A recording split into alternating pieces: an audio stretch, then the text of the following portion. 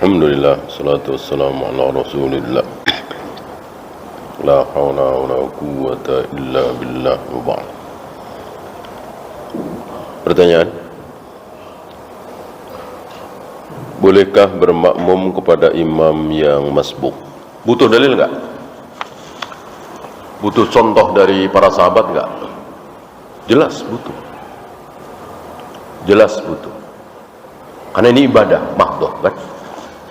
Lau kana khairan lasabaquna ilaihi.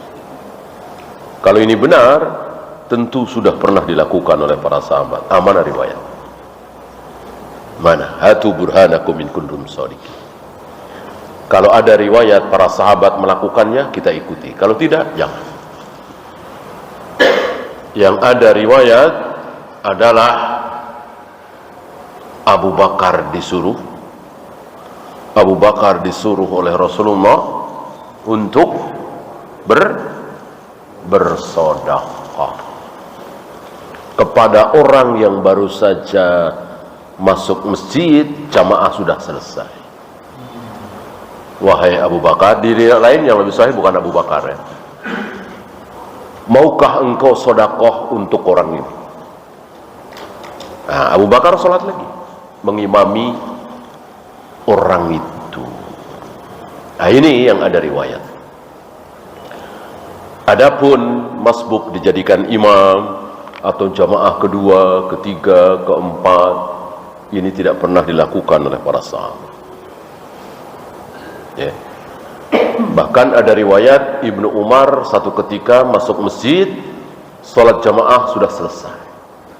Ibnu Umar bertiga, maka Ibnu Umar bertiga pulang berjamaah di rumah. Kalau di rumah boleh, kalau di masjid jangan, ya. Kecuali tadi ada yang mau sedekah. Ketika bangun tidur terlihat sedikit cairan tapi ragu apakah itu air mani atau tidak. Ketika sedikit tidak kental, hampir dipastikan itu bukan air mani. Apalagi tidak bermimpi, tidak berasa. Karena air mani keluar itu berasa, ada rasa nikmat, rasa lezat. Adapun tidak berasa, cairan, bening, maka jelas itu bukan mani, tapi madhi atau wadi. Ini tidak wajib mandi, hanya itu najis, harus dibersihkan walaupun sekedarnya, ya.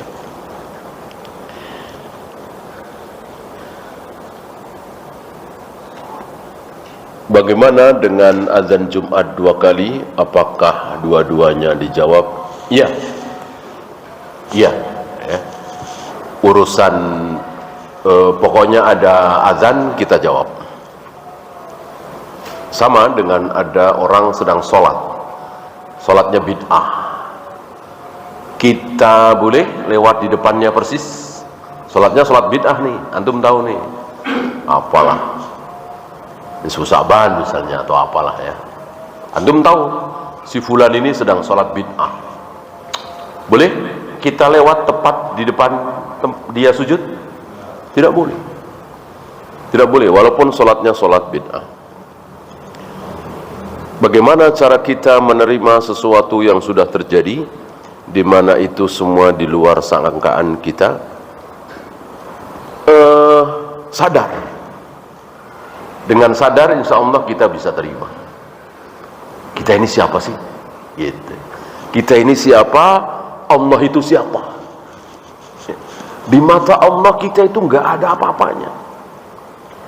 Istilah bahasa kita nggak ada posisi tawar, gitu ya. Kalau kita dengan atasan, kita dengan orang tua, kita dengan raja, itu ada posisi tawar. Kita ada harganya, gitu. Di mata Allah kita ini gak ada harganya sama sekali. Ya, artinya kita mau diperlakukan apapun terserah Allah. Tiba-tiba kena kanker stadium 4, tiba-tiba kecelakaan, buntung kedua kakinya, tiba-tiba kebakaran, bangkrut semua bisnisnya, terserah Allah. Mau diapakan terserah Allah. Dan Allah memperlakukan itu terhadap kita nggak lihat-lihat. Selama ini bandel sih, selama ini bermaksiat sih, selama ini jarang sholat, enggak. Mau rajin sholat, mau nggak bandel, Allah perlakukan seperti terserah Allah. Jadi betul-betul kita nggak ada harganya. Ya. Jangan merasa kita ini punya apa ya? Iya, jangan merasa kita itu nggak punya apa-apa di hadapan Allah. Kita mau diperlakukan apapun terserah Allah. Di sini maka kita terus merengek, memohon, merengek, memohon. Jangan merasa aman, baik di dunia atau akhirat. Akhirat juga seperti itu. Kalau Allah mau kita masuk neraka, neraka. Kalau Allah mau kita masuk surga, surga. Ada aja jalannya. Walaupun selama ini kafir, pembunuh, jahat, tapi Allah mau dia masuk surga. Ketemu orang Islam, temennya ya, nggak sengaja ketemu di Facebook misalnya, kenalan, ngobrol-ngobrol, akhirnya tertarik masuk Islam. Akhirnya jadi seorang muslim yang baik, akhirnya masuk surga. Allah menghendaki dia masuk surga. Sebaliknya, Allah kehendaki si fulan ini masuk neraka, ya Allah bikin dia lahir dari orang tua yang kafir, dalam hidupnya nggak kenal agama, nggak kenal tauhid, mati masuk neraka. Semuanya terserah Allah. Nah, di sini jangan ada sombong sedikit pun. Jangan merasa aman. Yang merasa aman hanya orang-orang kafir. Para nabi, para rasul luar biasa takutnya. Antum tahu Rasulullah ketakutan luar biasa hanya karena gara-gara melihat mendung doang, gelap. Beliau takut luar biasa. Kita nggak ada takut-takutnya, ya. Maka sampai ketika gelap luar biasa, gelap seperti malam, bukan mendung lagi, tapi gerhana, beliau sholat dengan penuh ketakutan.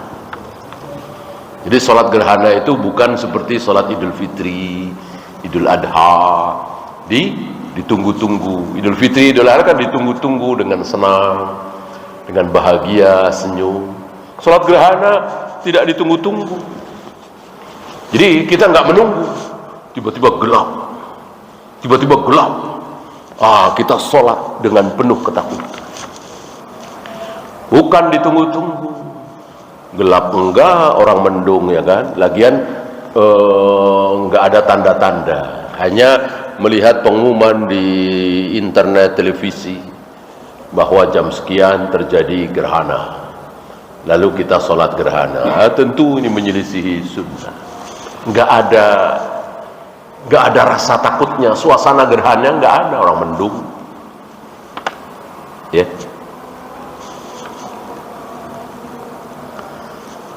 Jika pina sudah diangkat dan tinta sudah kering, apakah kita menjalankan hidup tetap harus membuat rencana atau mengalir begitu saja mengikuti takdir?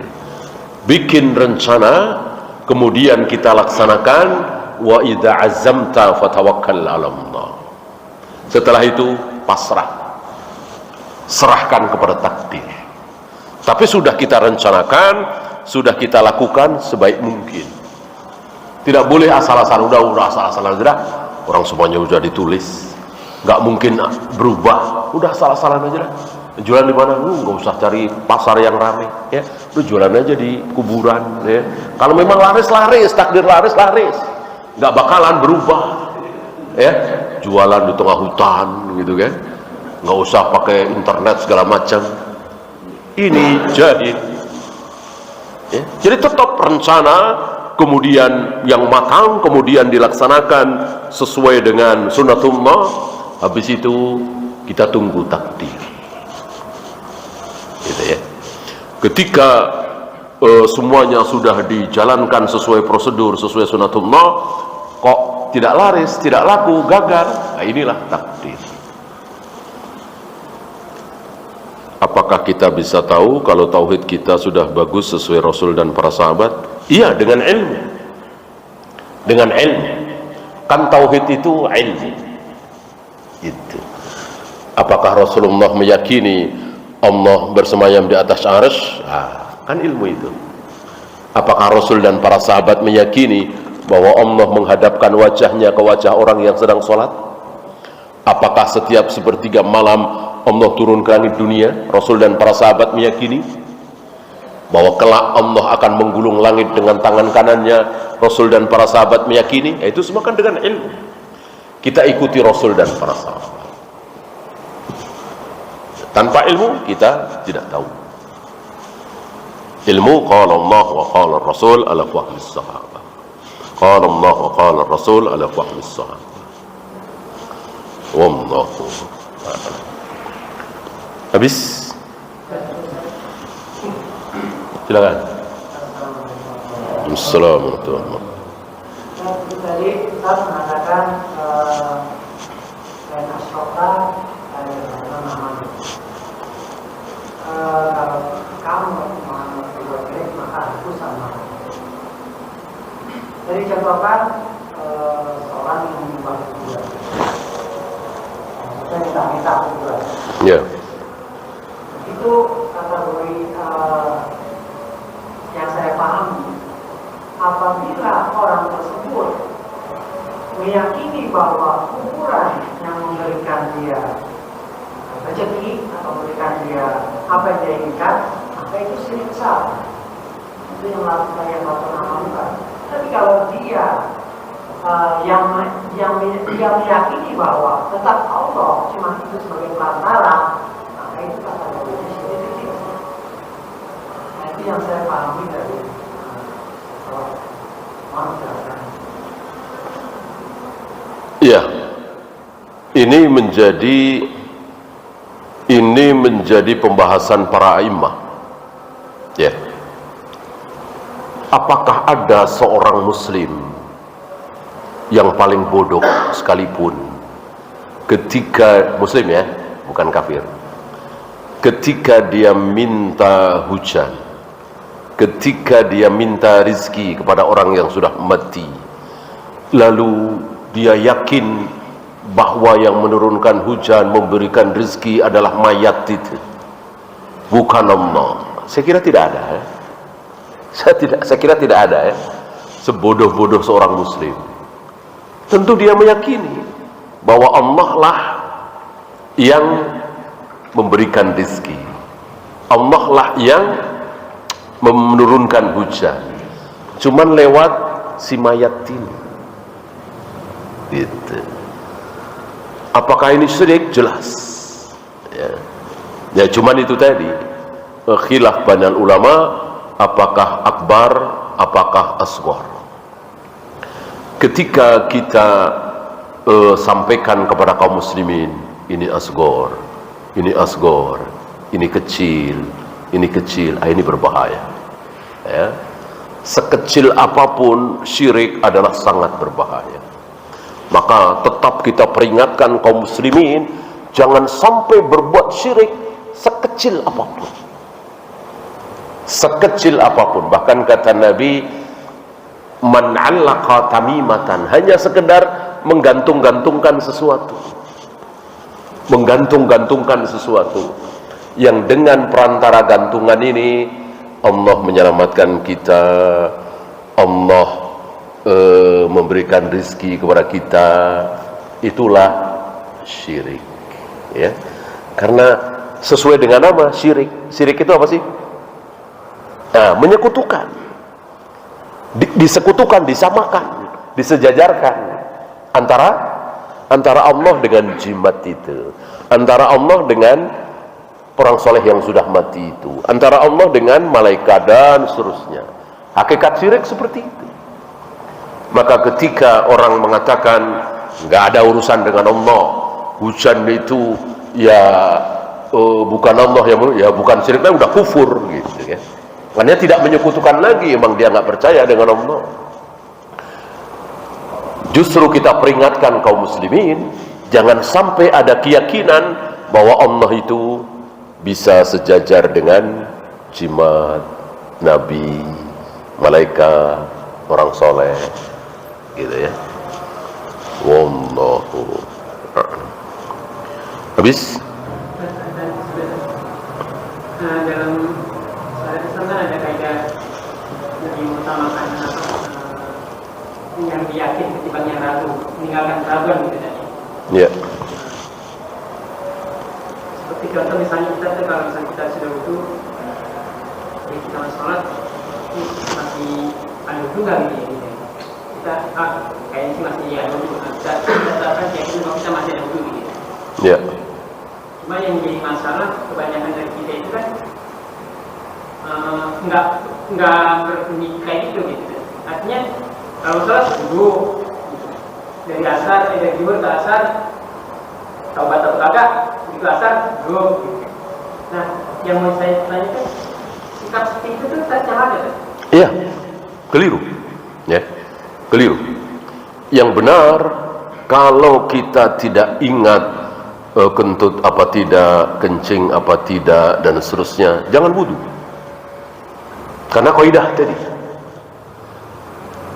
al-yakin la yazulu bisyak. Keyakinan itu tidak boleh dikalahkan oleh keraguan. Karena tadi zuhur kita wudu kan yakin betul, gitu ya. Atau mungkin jam 2 siang kita wudu, yakin betul. Habis itu kita kentut apa tidak, kencing apa tidak, ragu, lupa. Ya, maka yang benar tidak usah wudu. Berpegang bahwa keyakinan tidak boleh dikalahkan oleh keraguan. Wallahu. Ya.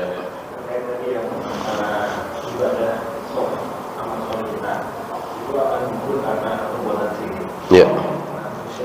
Ada temponya dia kapan waktu saat perbuatan dosa dia diampuni, karena sudah terjadi sama dia. Sementara apa amal lakukan dia waktu gugur dewa terus dia masih hidup, kapan dia bisa mendapatkan ampunan dari Allah? Ketika bertaubat.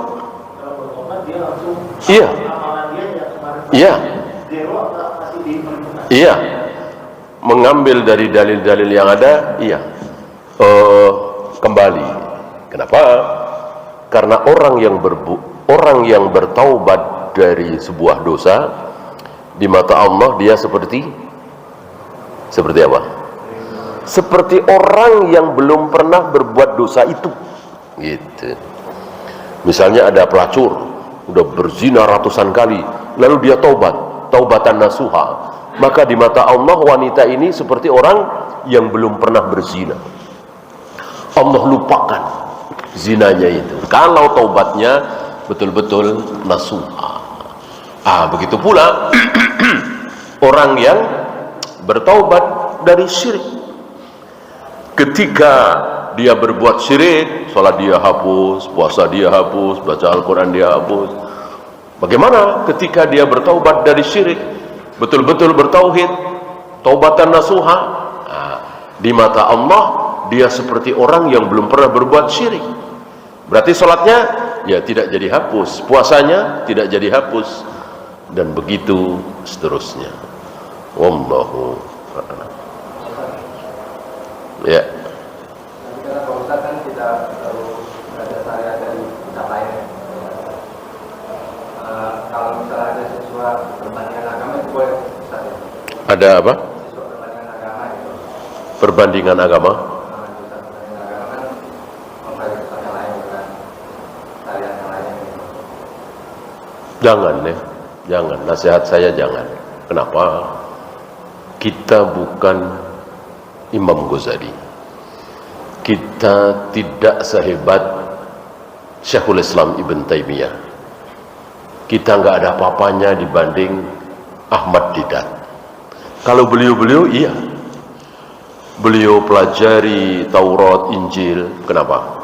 Al-Quran sudah hafal, ribuan hadis sudah hafal.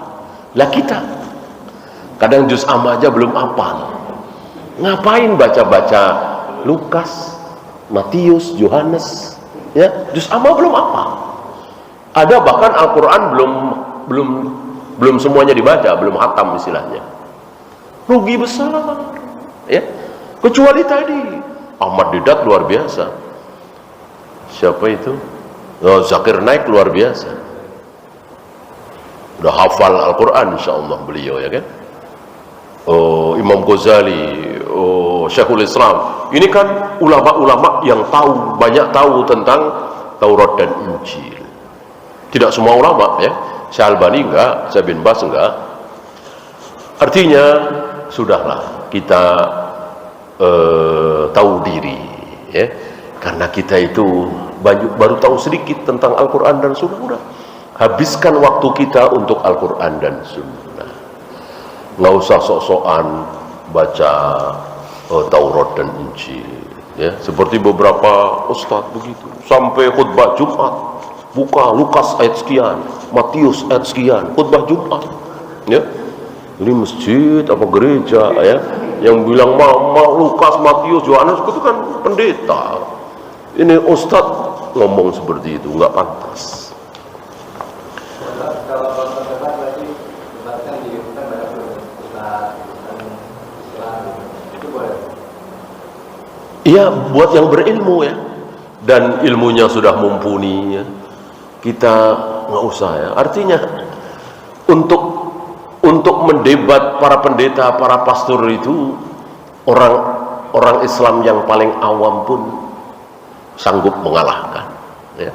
Karena kan rancul sekali, Tuhan kok ada 3, ya, disalib, habis disalib jadi Tuhan. Itu kan aneh sekali, ya. Nggak usah diladeni keyakinan gila seperti itu, kan. Ngapain debat itu kalau ada sama-sama punya dalil, ya kan, debat. Ini nggak waras, ya. Mosok habis disalib, habis itu jadi Tuhan. Sebelum disalib kemana Tuhan? Dulu Tuhan cuma ada 2. Nah, setelah pensaliban ada 3. Aneh seaneh-anehnya, ya. Mereka sendiri kan banyak keluar dari mereka. Ya kayak gitu, ngapain di debat? Udah keyakinan nggak waras seperti itu, ya. Udah kita yang waras saja, belajar Al-Quran dan Sunnah, Al-Quran dan Sunnah. Masih kurang banyak kita. Ribuan kitab-kitab ulama yang belum kita baca, ya. Jangan menghabiskan waktu. Ya, itu saja kita akhiri. Subhanakallahumma bihamdika asyhadu an la ilaha illa anta astaghfiruka wa atubu ilaik. Assalamualaikum warahmatullahi wabarakatuh.